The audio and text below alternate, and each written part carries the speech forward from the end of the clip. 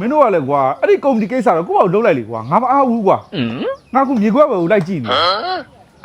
အေးအဲ့ဒါတော့မင်းတို့ဘာကိုလုပ်လိုက်လေကွာနော်အေးငါအခုမြေခွက်ကိစ္စငါကြိုက်လို့ဝယ်ပြီးပါပြီဆိုလည်းငါပြန်လာခဲ့မယ်အေးငါစိတ်ချမယ်တော့ရမယ်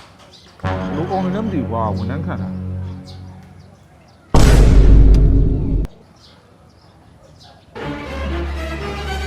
ကျုံးချိုဒီမှာလည်းဘူကောင်းဒီအောင်ငကောဟာငယ်ငယ်ချင်းကြောင်းနေပဲဒီပဲ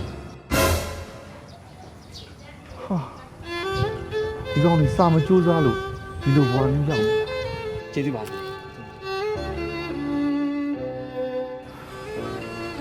မင်းတို့ကောင်นี่ငါ့လိုစာမကြိုးစားလို့အခုလိုဘွားမျိုးရောက်နေကြတာမင်းတို့တနာလဲတနာတယ်မင်းတို့ကြည့်ပြီးပြင်ပန်းလိုက်တာ